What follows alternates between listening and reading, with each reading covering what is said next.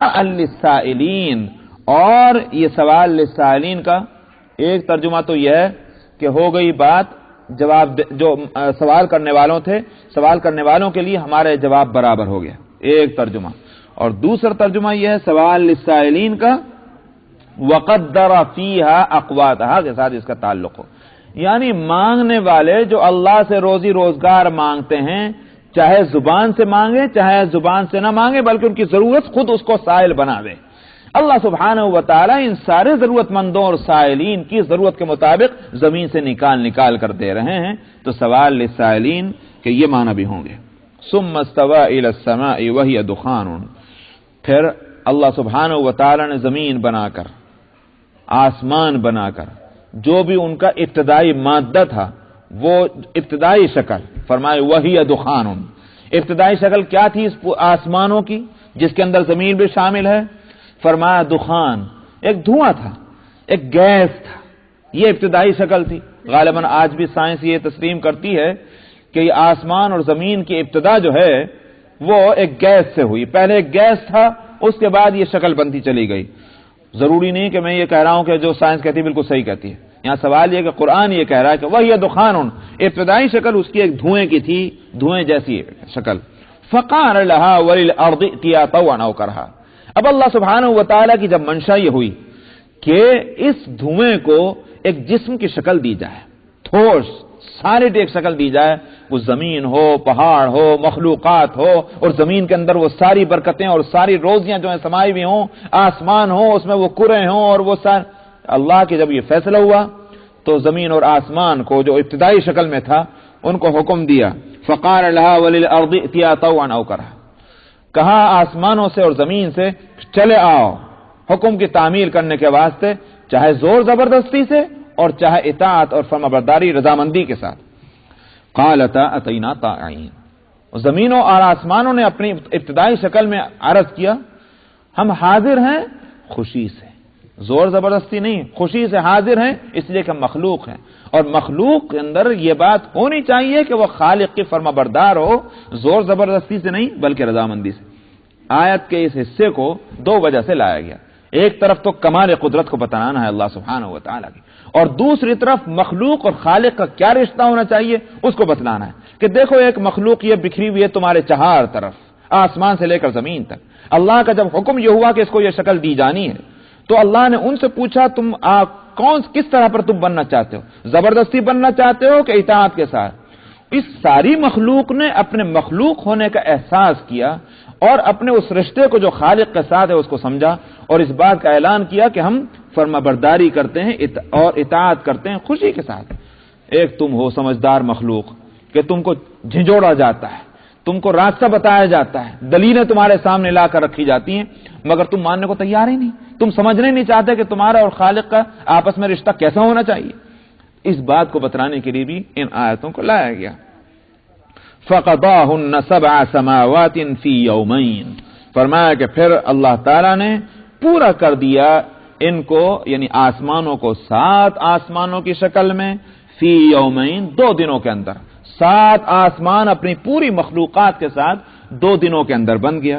تو 4 دن وہ تھے زمین اور زمین کے جو اس کے اندر برکتیں اور روزی جو کچھ اس میں رکھی گئی ہے، اور 2 دن آسمانوں کے. 6 دن کے اندر یہ اللہ تعالیٰ نے پوری اس کائنات کو اس کی پوری آبادیوں کے ساتھ، پوری صلاحیتوں کے ساتھ، پوری رونق کے ساتھ بنا دیا.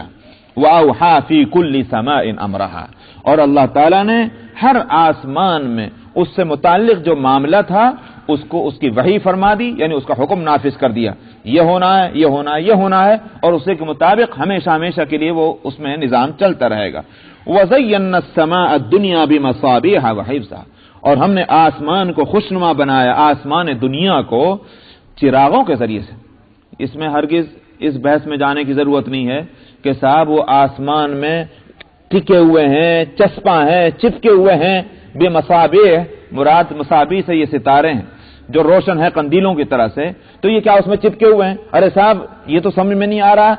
سائنس تو کہتی ہے کہ اتنے 1000 میل پر وہ ہے اور اتنے لاکھ میل پہ وہ ہے اور اتنے کروڑ میل پہ وہ ہے.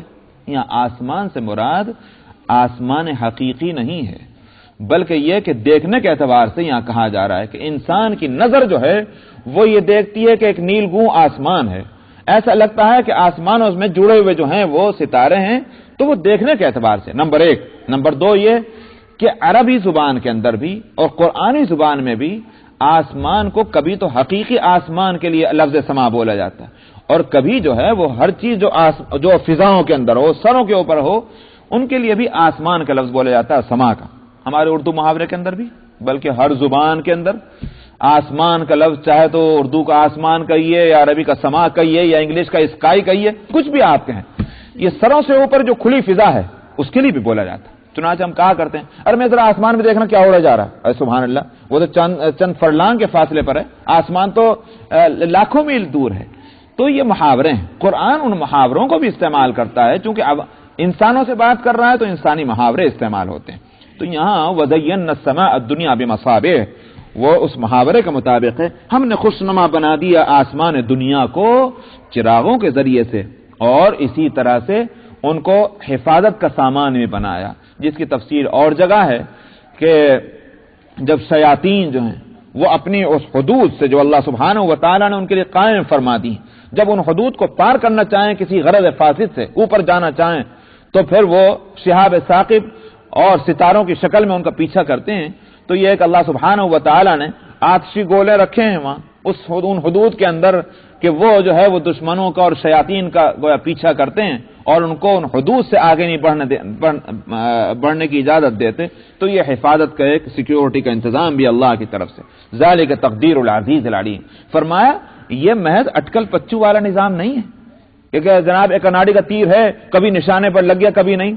صاحب ایک درزی نے ایک قمیص اور شیروانی بنانے کا ارادہ کیا تھا، کبھی تو صحیح بن جاتی ہے اور کبھی غلط ہو جاتی۔ ذالک تقدیر العزیز العلیم، یہ ایک غالب اور علم والی ذات کے بنائے ہوئے پیمانے ہیں اور اندازے ہیں، اسی کے مطابق یہ سارا نظام چل رہا ہے۔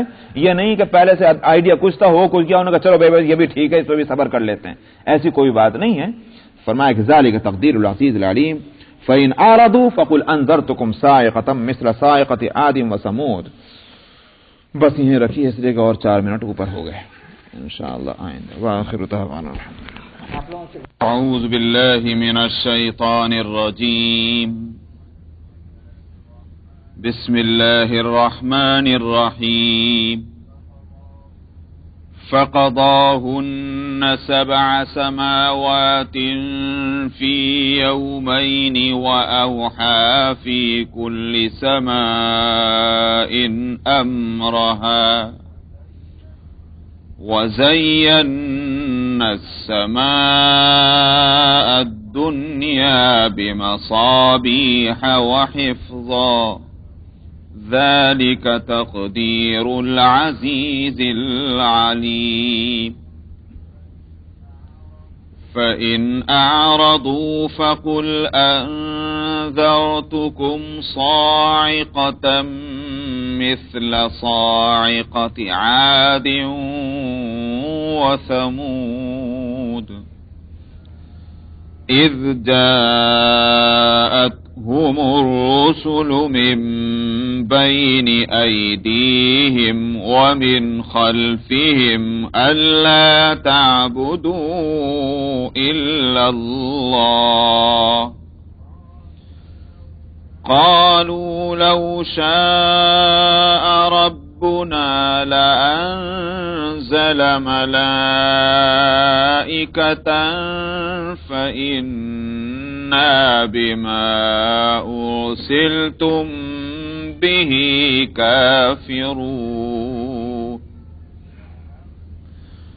فأما عاد فاستكبروا في الأرض بغير الحق وقالوا من أشد منا قوة أولم يروا أن الله الذي خلقهم هو أشد منهم قوة وكانوا بآياتنا يجحدون فأرسلنا عليهم ريحا صرصرا في أيام نحسات لنذيقهم عذاب الخزي في الحياة الدنيا ولعذاب الآخرة أخزى وهم لا ينصرون. وأما ثمود فهديناهم فاستحبوا العمى على الهدى فأخذتهم صاعقة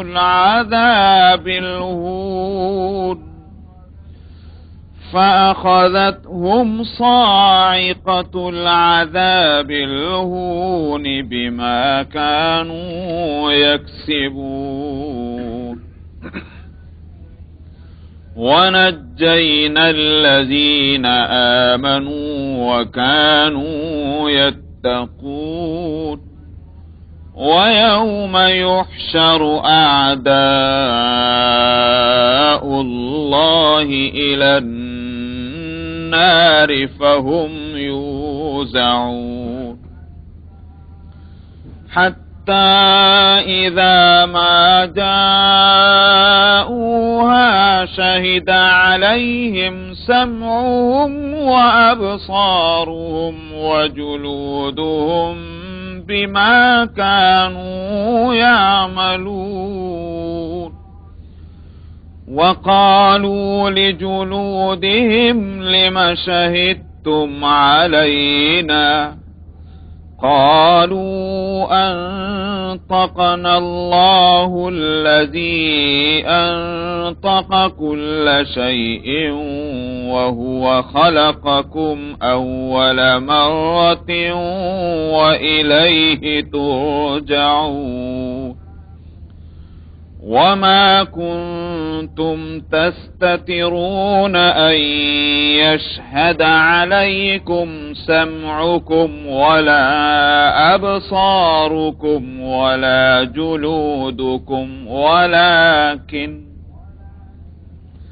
ولكن ظننتم أن الله لا يعلم كثيرا مما تعملون.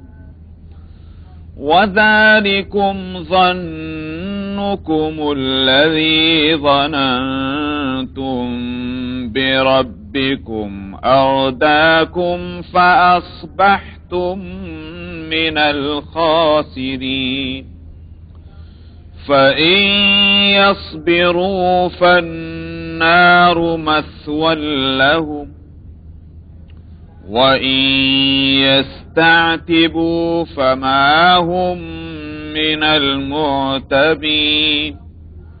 وقيضنا لهم قرناء فزينوا لهم ما بين أيديهم وما خلفهم وحق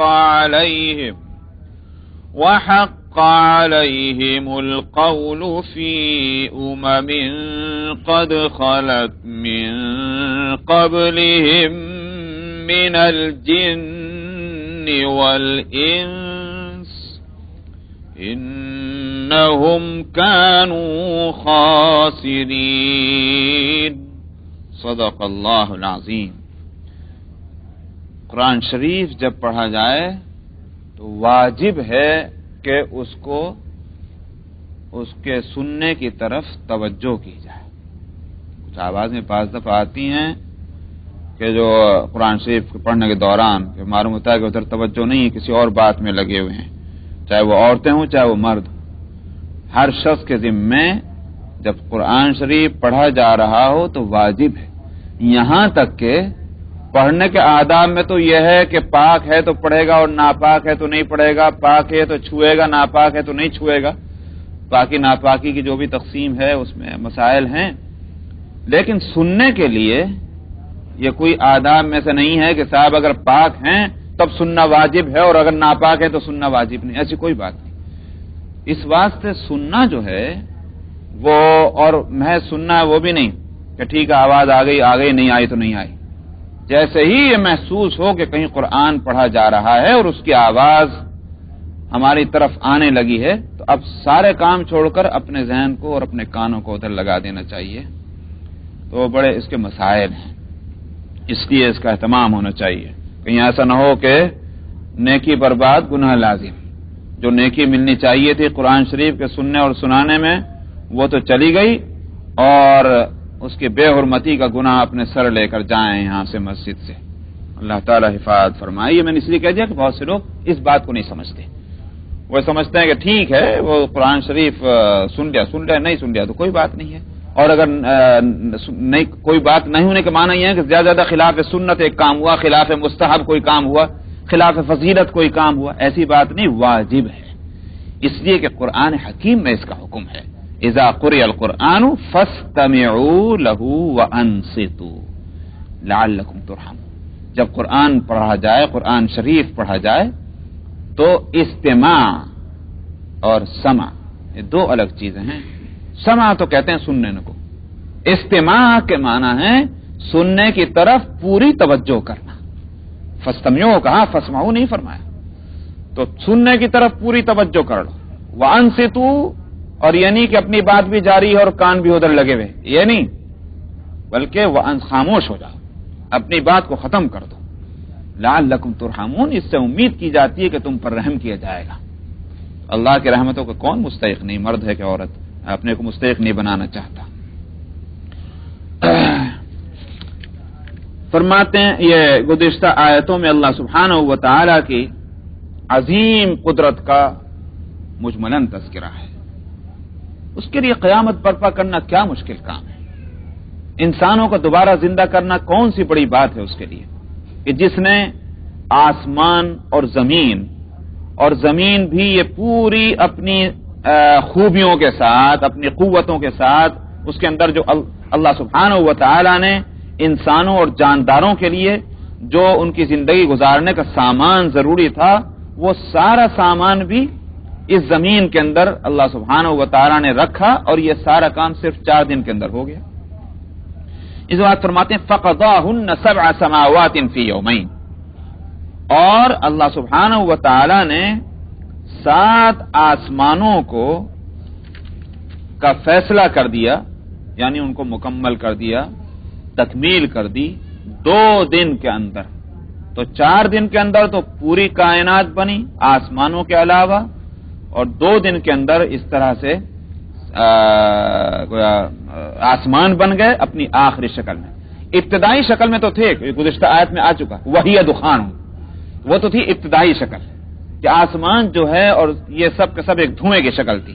فقضاہن کے معنی کیا ہے کہ اب ان کو آخری شکل دے دی آسمانوں کو 2 دن کے اندر. تو کل 6 دن کے اندر پوری کائنات بنی ہے. اسی لیے مفسرین کہتے ہیں اب یہ کہاں سے یہ بات ہے، ہو سکتا ہے کہ پہلے ہی سے کتب سابقہ سے یہ بات چلی آ رہی ہو کہ اللہ سبحانہ و تعالی نے ابتدا خلق کی، پیدا کرنے کی، زمین اور آسمان کے، اس کی ابتدا تو فرمائی ہے پیر کے دن سے، دوشنبے کہیے اس کو، یوم الاثنین کہیے، یا انگلش میں منڈے کہیے، کچھ بھی پتہ نہیں کون کیا کس طرح سے اس کو سمجھتا ہے. لیکن بہرحال اتوار کے بعد والا دن جو ہے، نہیں اتوار سے اللہ سبحانہ و تعالی نے یہ کام. اسی واسطے عربی میں اتوار کو یوم الاحد کہتے ہیں. تو یہ پہلا دن ہے. دوسرا دن جو ہے وہ پیر کا ہے، اسی لیے اس کو یوم الاثنین کہتے ہیں کہ یہ دوسرا دن ہے. تو پھر تیسرا دن یوم الثلاثاء منگل کا دن ہے. یوم الاربعاء جو ہے وہ چوتھا دن ہوا، اور یوم الخمیس 5واں یعنی جمعرات ہوا. اور جمعہ یہ سمجھیے کہ سب چیزوں کے مجموعی طور پر مکمل ہونے کا دن ہے یہ جمعہ کا دن. اب رہ گیا یوم السبت. سبت یثبت کے معنی آتے ہیں کاٹ دینے کے. تو سارا کام مکمل ہو کر اب عمل جو ہے وہ عمل تخلیق وہ منقطع ہو گیا، اس لیے اس کا نام یوم السبت ہے. تو بعض علماء کہتے ہیں کہ اسی واسطے نصارہ کے ہاں تو بڑا دن بنا یوم الاحد، کرسچن کے ہاں کہ خلق کی ابتدا اللہ تعالیٰ نے یہاں سے کی، انہوں نے اس کو اپنا بڑا دن بنا لیا. اور یہودیوں نے جو ہے وہ یوم السبت کو بڑا دن بنایا کہ اس میں کوئی کام نہیں، تو وہ خود بھی کوئی کام نہیں کرتے. ان کے یہاں کوئی کام اس دن نہیں ہوتا، اس لیے کہ اللہ میاں نے سارا چیز بنا بنو کے فارغ ہو گئے. مسلمان جو ہیں انہوں نے جمعہ کے دن کو اپنا مقدس دن، عظیم دن قرار دیا. الجمعۃ جامع الجماعات، تو یہ جمعہ جو ہے یہ بڑا عظیم دن ہے. حدیث میں اس کی بڑی فضیلتیں آئی ہیں، اور اب میں ادھر نہیں لے کے جاتا ورنہ تو یہ تفسیر رہ جائے گی. بہرحال جمعہ جو ہے وہ مسلمانوں کا عظیم دن ہے. ویسے تو سارے دن اللہ کے بنائے ہوئے ہیں. حاصل یہ ہے کہ 6 دن کے اندر، ہفتے کے اندر 7 دن ہوتے ہیں، 6 دن کے اندر پوری کائنات اللہ سبحانہ و تعالی نے بنا دی. اس کا مطلب یہ نہ سمجھیں کہ صاحب 6 دن سے کم میں نہیں بن سکتی تھی. وہ تو کن فیکونی قدرت کے مالک ہیں. اللہ اگر چاہیں اور چاہتے تو یہ پوری کائنات پل بھر میں بن سکتی تھی، لیکن از راہ حکمت اللہ سبحانہ و تعالی نے اس کو 6 دن کے اندر پورا فرمایا. لیکن اگر اس کی عظمت شان کو دیکھا جائے، اس پوری کائنات کی، اس کی وسعتوں کو دیکھا جائے، اس کے اندر جو مخفی طاقتیں ہیں اور قوتیں ہیں ان کو اگر دیکھا جائے، اس کے لحاظ سے تو 6 دن بھی کچھ نہیں. ہاں اللہ کی قدرت کے لحاظ سے 6 دن بڑے ہوں، لیکن ہمارے سمجھنے کے اعتبار سے 6 دن تو بہت مختصر ہیں. تو وہ ہم کو سمجھانے کے لیے تو کہا جا رہا ہے کہ اللہ کی اس قدرت کو تم نہیں سمجھنا چاہتے کہ وہ مرے بعد انسانوں کو زندہ کر دیں گے، یہ آسمان اور زمین ان سب کو تباہ کر کے برباد کر کے قیامت میں پھر ان کو دوبارہ بنا دیں گے. یہ مشکل معلوم ہوتا، یہ تو ایک دفعہ پہلے ہو چکا 6 دن کے اندر. ارے بھائی ایک دفعہ ایک چیز بن جائے دوبارہ بنانا مشکل نہیں ہوتا. کچھ بھی نہ ہو پھر بنانا اگر وہ مشکل ہے تو وہ اللہ تو وہ پہلے وہ کام کر چکے ہیں. اس بات کو بتلانے کے لیے فرمایا. اب اس میں حکمتیں کیا ہیں اللہ جانے، بنانے والا جانے، ہم کیا سمجھیں. زیادہ غور کر کے جو بات سمجھ میں آ سکتی ہے وہ یہ کہ ایک چیز جتنے ٹائم میں وہ کام ہوگا، بعض دفعہ ٹائم کا بھی اور وقت کا بھی اس کے اندر ایک اثر ہوتا ہے. اگر وہ اس نے وقت کے اندر وہ کام نہ کیا جائے تو ہو سکتا ہے کہ وہ وقت کے جو اثرات ہوتے ہیں ایک خاص ٹائم میں کام کے ہونے کے، وہ اثرات سے وہ چیز محروم ہو جاتی ہے. یہ ہو سکتا ہے. تو بہرحال یہ ایک الگ مسئلہ ہے. تو فرمائیے کہ بھائی تم سے متعلق یہ کام ہے. یہ بات کس لیے کہی؟ یہ اس لیے کہی کہ ایسا نہیں ہے کہ اللہ میاں بنا رہے تھے، بناتے بناتے یوں پتہ نہیں چل رہا تھا بنے گا کیا. بنا رہے تھے، ایک تجربہ ہو رہا تھا، ایک ایکسپیرینس تھا، وہ ہو گیا. ہونے کے بعد اب سوچنے بیٹھ گئے اللہ میاں کب کیا کریں، تو بن گئی عجیب چیز. اور اس کے بعد سوچ سوچ کر کے آہستہ آہستہ آہستہ آہستہ ان کے کام سپرد ہو رہا ہے، یہ کرو یہ کرو. یہ نہیں. اللہ سبحانہ و تعالیٰ کی جہاں قدرت وسیع ہے، عظیم ہے، علم بھی عظیم ہے. محض ایک آئیڈیا نہیں تھا یہ آسمان اور زمینوں کے بنانے کا، سوچی سمجھی بات تھی. آسمان اس سوچی سمجھی اسکیم کے مطابق بنا، اور اس بننے کے بعد اس سے متعلق جو کام اللہ سبحانہ و تعالیٰ نے تجویز فرما رکھے تھے پہلے سے، وہ ان کو سپرد کر دیے گئے. یہ اس سے اللہ سبحانہ و تعالیٰ کے اس تخلیق اور علم کی قوت اور مضبوطی اور استحکام کو بتلانا ہے. وَزَيَّنَّا السَّمَاءَ الدُّنْيَا بِمَصَابِيحَ وَحِفْظًا، اور فرمایا کہ ہم نے آسمان دنیا کو خوشنما کر دیا ہے چراغوں سے. یہ اس بات کی طرف اشارہ ہے کہ اللہ محض خالق ہی نہیں کہ الٹا سیدھا کیسے بھی ہو ایک چیز بنا دی، نہیں. صانع ایک جمالیاتی جو ہے وہ ساری چیزوں کی رعایت ہے. ایک شخص نے یہ ڈیسک بنایا، لکڑی کو اپنا ایک تختہ لیا، 2 تختے لیے، ایک کے اوپر ایک ٹھوک دیا، ٹپائی اور ڈیسک پھر بھی بن جاتا، اور ضرورت اس سے پوری بھی ہو جاتی. بھائی ٹیبل پہ کتابی تو رکھنی، اور کیا رکھنا ہے، ڈیسک پر کتاب رکھنی ہے، 2 تختوں کو 3 تختوں کو ٹھوک دیجئے، کتاب رکھی جا سکتی. لیکن ظاہر ہے کہ ایک ہے اس کو خوشنما انداز میں بنانا کہ ضرورت بھی پوری ہو اور دیکھنے میں خوشنما اور خوبصورت معلوم ہو. تو اللہ سبحانہ و تعالی نے ان ساری چیزوں کو بنایا، اور اس طرح بنایا کہ فائدہ بھی اس سے ہو رہا ہے، اور انہی فوائد کے اندر یہ فائدہ بھی ہے کہ آنکھوں کے لیے وہ دیدہ زیب ہے، خوشنما ہے. تو اس سے جمالیاتی ایک نظام ہے اس کی طرف متوجہ. اس لیے چونکہ انسان جو ہے وہ اللہ سبحانہ و تعالی کے خلیفہ ہونے کی حیثیت سے اس دنیا میں کام کر رہا ہے، اللہ نے مسخر کیا ہے کائنات کو اس کے لیے، تو اس کے لیے بھی گویا آداب میں یہ ہے کام کرو تو مگر سلیقے کے ساتھ کرو، بے سلیقے پن سے مت کرو، چاہے وہ کام دنیا کا ہو چاہے دین کا ہو. میاں اگر کھانا بھی کھانا ہے تو سلیقے سے کھائیے صاحب. آپ دیکھتے ہیں حدیث کے اندر کتنے آداب کھانے کے بتلائے گئے. بھائی کپڑا بھی پہننا ہے تو سلیقے کے ساتھ پہنیے, اس کے آداب آئے ہیں. کپڑا اگر پہننا اگر چھوڑ دیا جاتا ہے جس طرح چاہے پہن لو بھائی, اس لیے کہ وہ پہننا اس لیے ہے کہ تم سردی اور گرمی سے بچ جاؤ, تو کیسا بھی پہن لیجئے, کسی طرح پہن لیجئے, کیا ضرورت تھی اس کے آداب بتلانے کے احادیث کے اندر. لیکن وہ احادیث کے اندر جو آداب بتلائے گئے ہیں اس سے اشارہ اسی طرف ہے, کام کرو خوبی کے ساتھ کرو. نبی کریم صلی اللہ علیہ وسلم کی مبارک زندگی کو ہم دیکھتے ہیں, ایک طرف تو نہایت سادگی ہے, تکلفات نہیں, دوسری طرف نہایت سلیقہ, نہایت ہی گویا ستھرائی صفائی, اور ایک ایک چیز معلوم ہوتا ہے کہ بالکل ایک ذوقی اور صفائی اور ستھرائی کا اس میں پورا مظاہرہ اس سے ہوتا ہے. تو کھانے کے اندر وہی ذوق, حدیث آپ سیرت کی کتابوں میں پڑھیں گے نبی کریم صلی اللہ علیہ وسلم کے کھانے کی جو پسندیدہ جو چیزیں ہیں اس سے آپ کا حسن ذوق معلوم ہوتا ہے کہ آپ کا کتنا اعلیٰ درجے کا ذوق تھا. اور اسی طرح کھانے کا انداز جو تھا, پہننے کا جو انداز تھا, صفائی ستھرائی, بالوں کے اندر کنگھی, تیل لگانا, خوشبو لگانا, سرما لگانا, یہ ساری چیزیں کیا ہیں؟ ایک وہ انسان کہ جس کو رات اور دن فرصت نہیں ہے اس کو ان چیزوں کی فرصت ملے گی سوائے اس کے کہ وہ شخص جس کا ذوق بن جائے, اس کو چین نہ آئے جب تک یہ سارے کام نہ ہو. تو یہ اللہ سبحانہ و تعالیٰ کا یہ جمالیاتی جو نظام ہے اس کا پرتو, اس کا مظہر انسان کو اللہ سبحانہ و تعالیٰ نے بنایا اور اس کو یہ ادب سکھلایا, کام کرو سلیقے کا کرو, چاہے دنیا کا کام ہو چاہے دین کا کام. نماز آپ پڑھیں, بھائی پڑھ لی نماز جیسے ہی پڑھ لی, لیکن اس نماز کو بھی سلیقے کے ساتھ پڑھنا. فقہا کہتے ہیں کہ اور تو اور مسجد کے اندر آؤ تو ایسے ہی نہیں الٹی سیدھی وضو کر کے آ گئے, نہیں بلکہ صفائی کے یعنی طہارت کے ساتھ نظافت کا بھی خیال. حدیث کے اندر ہے, یہ حدیث سبھی ہم لوگ یاد کرتے ہیں اور کراتے ہیں بچوں کو, الطہارۃ من الایمان. یہاں ہمارے اسکول میں بچوں کو یاد کراتے ہیں نہیں کراتے, الطہارۃ من الایمان. پاکی جو ہے وہ ایمان کا ایک پارٹ ہے, ایک ایمان کا جز ہے. لیکن افسوس یہ ہے کہ ہم مسلمانوں سے ایک دوسری حدیث جو ہے وہ ہم اس کو بھلائے بیٹھے, جہاں الطہارۃ من الایمان, اور بلا شبہ یہ اسلام کا امتیاز ہے. اس لیے کہ طہارت, پاکی اور ناپاکی کا جو تصور اسلام نے دیا ہے اس سے دوسرے مذاہب بالکل نابلد ہے. ان کے ہاں ہے ہی نہیں کوئی مسئلہ طہارت اور پاکی ناپاکی کا. مگر اسی کے ساتھ اسلام نے ایک چیز اور بھی عطا فرمائی, وہ ہے النظافۃ من الایمان. صفائی اور ستھرائی بھی اسلام ایمان کا حصہ ہے. ایک ہے طہارت اور ایک ہے نظافت.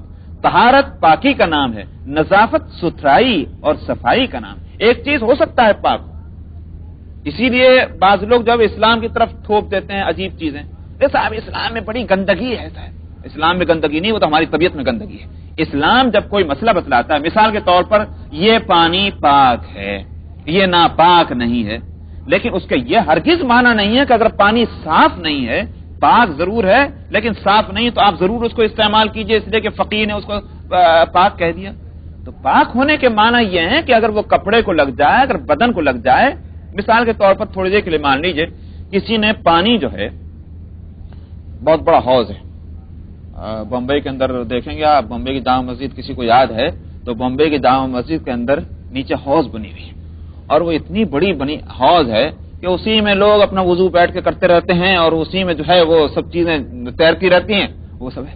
اب یہ اس کا فقیہ تو یہ کہے گا پاک ہے بے شک, لیکن یہ کس نے کہا کہ یہ سسٹم بنایا جائے کہ اس میں سے ساری چیزیں اسی میں تیرتی ہوئی رہیں سامنے؟ انسان کا ذوق بھی تو کوئی چیز ہے. شریعت نے یہ نہیں کہا کہ اگر یہ پاک ہے تو اس کو صاف کرنے کا انتظام آپ نہ کیجئے.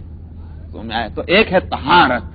طہارت کا مسئلہ جو ہے اس کا فائدہ یہ ہے کہ اگر وہ پانی جو دیکھنے میں صاف نہیں مگر شرعی قاعدے سے پاک ہے, اگر بدن کو لگ جائے, کپڑے کو لگ جائے تو نماز ہو جائے گی, کپڑا ناپاک نہیں ہوگا. لیکن اس کے ہرگز یہ معنی نہیں ہے کہ آپ صفائی کا اہتمام نہ کریں, اور وہ پانی آپ ہرگز اس کو پانی کو استعمال کرتے ہیں جس کو فقیہ پاک کہہ رہا ہے اگرچہ وہ صاف نہیں.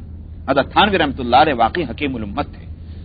انہوں نے ایک مسئلہ لکھا ہے, اور وہ یہ کہ آپ نے شاید یہ حدیث پڑھی ہوگی اور یہ سنی ہوگی کہ نبی کریم صلی اللہ علیہ وسلم کا ارشاد ہے کہ کھانے کے اندر اگر مکھی گر جائے تو آپ نے فرمایا کہ اس کو ڈبو دو, گرنے کے بعد اس کو ڈبو دو, ڈبول کر پھینک دو اس کو. آپ نے فرمایا کہ ایک پر کے اندر اس کی بیماری ہے اور ایک پر کے اندر شفا ہے. کیا معلوم اس کا کون سا پر اس کھانے کے اندر ڈوب گیا. اگر بیماری والا پر ڈوب گیا تو اس سے ہو سکتا ہے کہ پورے کھانے کے اندر بیماری جو ہے وہ سرایت کر جائے گی, وہ نقصان دے گی.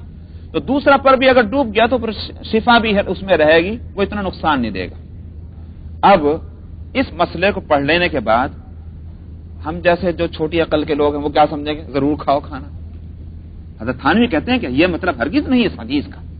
اس حدیث کے معنی یہ اگر کھاؤ تو اس طرح کر کے کھا لو، لیکن اگر طبیعت نہیں لے رہی اس کھانے کو چھوڑ دیجئے، شریعت یہ نہیں کہتی ضرور کھاؤ۔ کتنا عجیب بات ہے۔ ظاہر ہے کہ اس کو ایک فقیہ سمجھ سکتا ہے اس حدیث کے منشا کیا ہے۔ تو حضرت تھانوی رحمۃ اللہ علیہ نے واقعی جو اسلام کا ایک ذوق نظافت ہے اور جمالیاتی ذوق ہے اس کی فقہاء نے بڑی رعایت کی ہے۔ تو اللہ سبحانہ و تعالی فرماتے ہیں وَزَيَّنَّا السَّمَاءَ الدُّنْيَا، ہم نے آسمان کو ویسے ہی نہیں بنا دیا بلکہ اس نے خوشنمائی بھی رکھی ہے۔ ہم نے آسمان دنیا کو مزین کیا ہے چراغوں سے اور وحفظاً، اور دیکھیے دیکھنے میں تو چراغ ہیں بڑے خوبصورت معلوم ہو رہے ہیں، لیکن ایک دوسرا کام ان سے لیا جاتا ہے حفاظت کا، سیکیورٹی کا، کہ اگر مخالف چیزیں اس نظام کے خلاف چیزیں در انداز ہونے کی کوشش کریں تو پھر انہی برجوں سے اور انہی قلعوں سے جو ہے وہ ان پر حملے ہوتے ہیں اور ان کو وہاں سے دفع کیا جاتا ہے، جس کو شہاب ثاقب دوسری جگہ کہا گیا۔ تو وہ انگارے ہیں جس سے ان شیطانوں کو دور کیا جاتا ہے کہ جو اپنی حدود سے آگے بڑھ کر وہ آسمانوں کی طرف جانا چاہتے ہیں۔ تو یہ حفاظت کا انتظام بھی ہے ان آسمان دنیا میں۔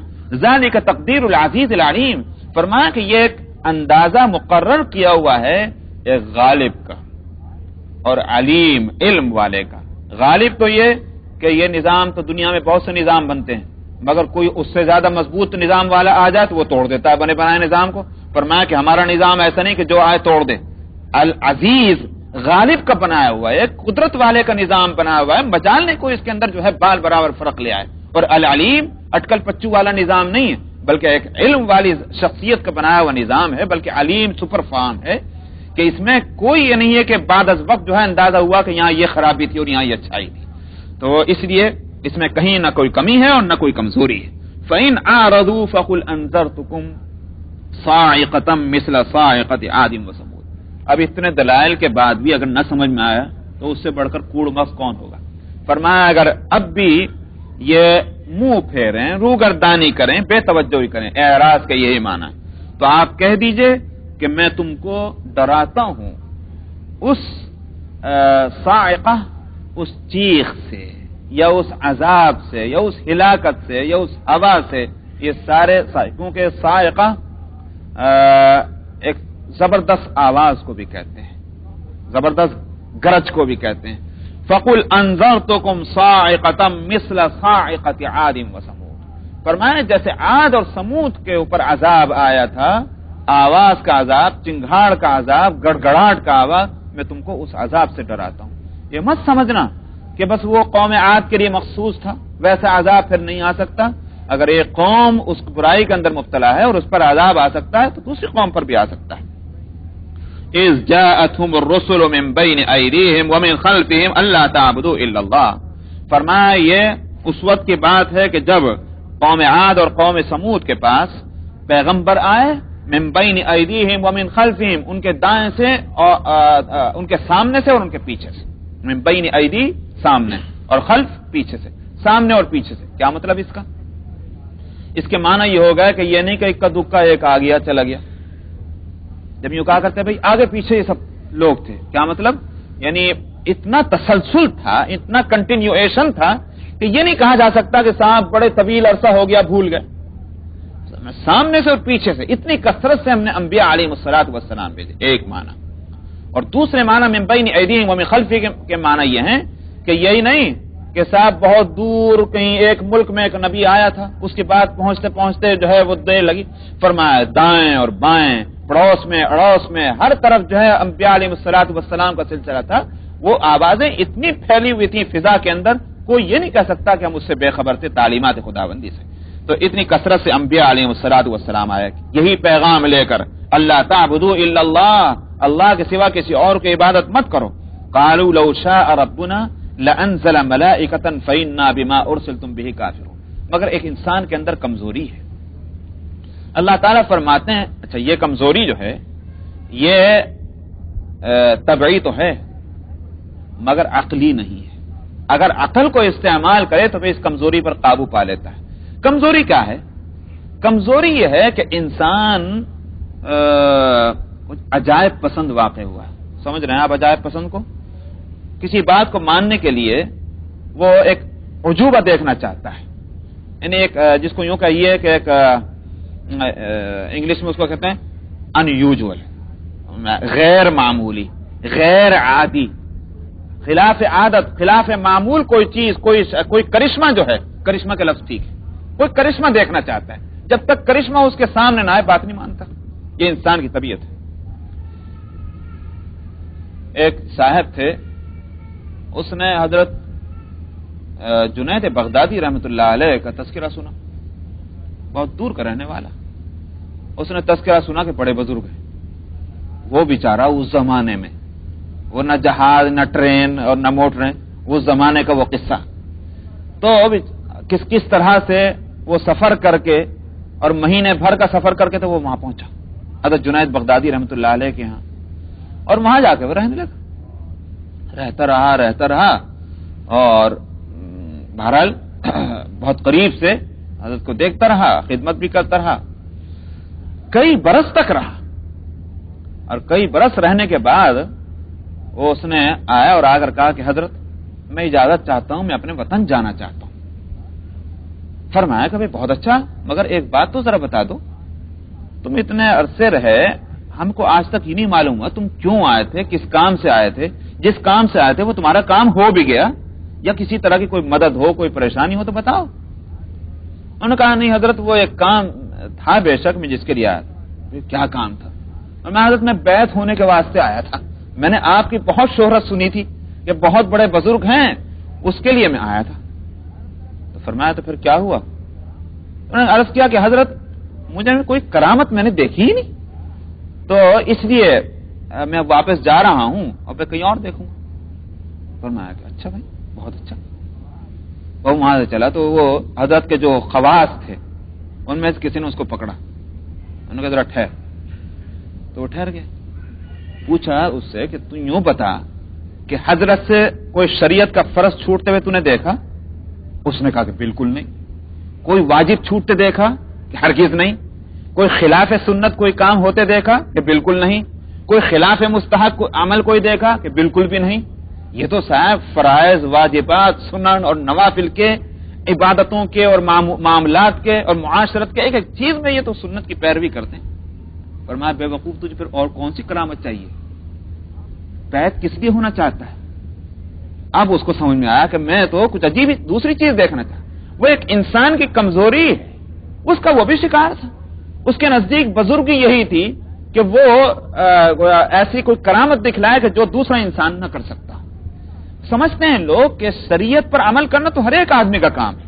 میں بھی اس کا پابند، آپ بھی اس کا پابند. اگر میں شریعت پر عمل کر لوں گا، آپ بھی کر لیں گے تو کوئی یوں کہ یہ کوئی نیا کام نہیں کیا. اگر کوئی کرشمہ دکھلا دیں کہ ہاں یہ بات ہے ضرور کوئی خاص، تو انسان کی یہ کمزوری ہے. مگر میں نے کہا اس کمزوری کے ساتھ اللہ تعالیٰ نے عقل دی. اگر عقل کو استعمال کرے تو پھر اس کمزوری پر قابو پایا جا سکتا ہے. چونکہ یہ کمزوری ہے تو عام لوگ تو اس میں مبتلا ہیں. انبیاء علیہ الصلوۃ والسلام اس میں رہنمائی فرماتے ہیں کہ بھئی اس کمزوری کا شکار مت ہو. چنانچہ وہ مشرکین مکہ اس میں مبتلا ہیں. قالوا لو شاء ربنا لانزل ملائکۃ. انہوں نے یوں کہا کہ کنہوں نے؟ قوم عاد اور قوم سمود نے. کتنی پرانی کمزوری ہے انسانی. قوم عاد اور قوم سمود نے کہا اگر ہمارا رب چاہتا تو وہ اتارتا فرشتوں کو. ارے صاحب آپ تو ہمارے جیسے آدمی ہیں، کپڑے آپ پہنتے ہیں، شادی بیاہ آپ کرتے ہیں، بیوی بچے آپ کے ہیں، گھر بار آپ کو چاہیے، کھانا پینا آپ کو چاہیے. ہم میں اور آپ میں کیا فرق ہے؟ کیوں صاحب آپ ہی پیغمبر کیوں بنے، ہم کیوں نہ بنے؟ پھر ہم بھی پیغمبر ہو گئے. اگر اللہ کو پیغمبر بھیجنا تھا فرشتے آتے جو ہمارے جیسے نہیں، ہم سے زیادہ مختلف ہوتے تو ہم سمجھتے کہ ہاں بے شک یہ اللہ کی طرف سے آئے. اپنے جیسے انسان کو ہم مان لیں کہ نبی، سمجھ میں نہیں آتی بات. فَإِنَّا بِمَا أُرْسِلْتُمْ بِهِ كَافِرُونَ. اس واسطے تم جس کی طرف سے بھیجے گا ہو تمہارے بقول، یہ گویا مذاق ہے. تم جیسے کہتے ہو کہ تم بھیجے گا ہو، ہم اس کا انکار کرتے ہیں، ہم اس کو ماننے والے نہیں. فَأَمَّا عَادٌ فَاسْتَكْبَرُوا فِي الْأَرْضِ بِغَيْرِ الْحَقِّ وَقَالُوا مَنْ أَشَدُّ مِنَّا قُوَّةً. اور ظاہر ہے کہ یہ جواب جو ہے اس کے پیچھے جہاں وہ کمزوری کام کر رہی ہے وہاں اس کے پیچھے ایک اور جذبہ بھی ہے اور اس کا نام ہے تکبر. ایک انسان جب تکبر میں مبتلا ہوتا ہے تو وہاں اس کے ذہن میں یہ بات آتی، کیوں مانوں میں اس کی بات، اس میں اور مجھ میں کیا فرق ہے، یہی ہے تکبر۔ فرمایا کہ قوم عاد جو تھے انہوں نے زمین کے اندر تکبر کیا، بڑائی کا اظہار کیا، نہ حق، بغیر الحق، کوئی حق نہیں تھا ان کو۔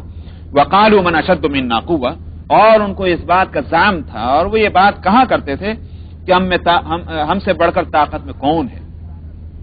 اس میں کوئی شک نہیں، عام انسانی طاقت سے، قوت سے بڑھ کر اللہ سبحانہ و تعالی نے قوم عاد کو طاقت اور قوت عطا فرمائی تھی۔ وہی چیز ان کو لے ڈوبی کہ ہم سے بڑھ کر کون طاقت والا ہے، ہم کیوں کسی کے سامنے جھکیں۔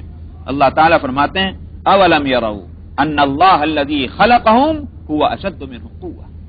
ارے صاحب، اونٹ جب تک پہاڑ کے نیچے سے نہیں گزرتا وہ سمجھتا ہے میں ہی سب سے اونچا ہوں، لیکن پہاڑ کے نیچے سے تو گزر۔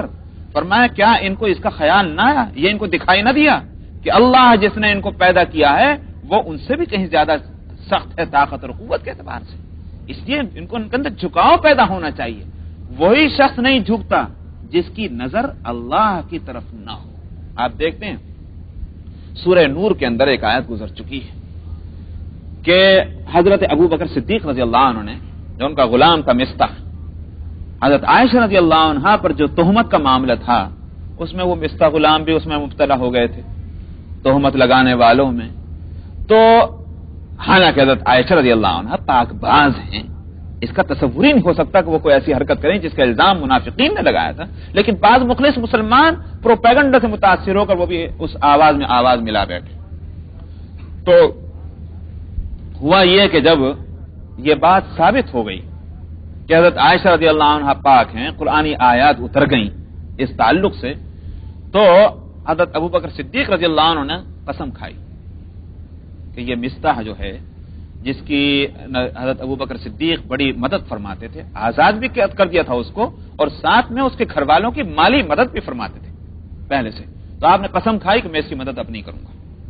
حضرت ابو بکر سے ہر باپ تھے، جو بھی ذرا اپنے سینے پر ہاتھ رکھ کے دیکھیں کہ آپ کی اولاد کے لیے اگر کوئی غلط لفظ بولے، کوئی الزام لگائے تو آپ کا دل خوش ہوگا؟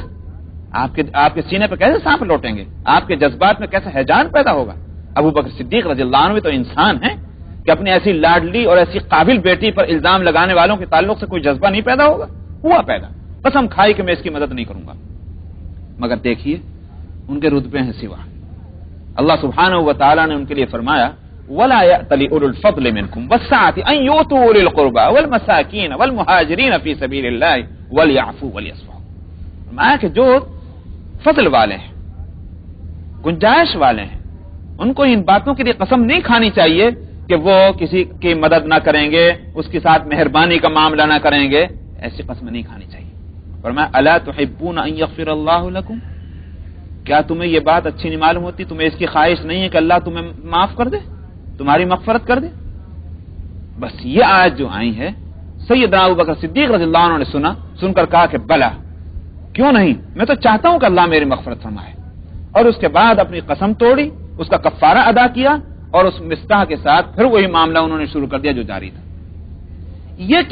اس کے اندر یہ تبدیلی کہ جو جذبات انسانی ہیں اس پر قابو پا لینا اور اپنے فیصلے کو بدل دینا، اپنے غصے کو تھوک دینا، یہ کون کر سکتا ہے؟ ظاہر ہے وہی کہ جو اس بات پر اس کی نظر دیر یا سویر سے چلی جائے کہ مجھ سے بڑھ کر بھی کسی کے اندر طاقت اور قوت ہے، اور وہ اللہ سبحانہ و تعالیٰ کی طاقت و قوت ہے۔ تو یہاں فرمایا کہ اولم یروا، کیا ان کو یہ نہ سوجھا کہ اللہ سبحانہ و تعالیٰ جنہوں نے ان کو پیدا کیا ہے وہ ان سے بھی بڑھ کر طاقت اور قوت والا ہے۔ وَكَانُوا بِآيَاتِنَا يَجْحَدُونَ، اور یہ ان کی عادت یہ تھی کہ ہماری آیتوں کا پہلے سے انکار کرتے چلے آ رہے تھے۔ فَأَرْسَلْنَا عَلَيْهِمْ رِيحًا صَرْصَرًا، بس اس لیے کہ وقت ہو گیا نا، ٹھیک ہے۔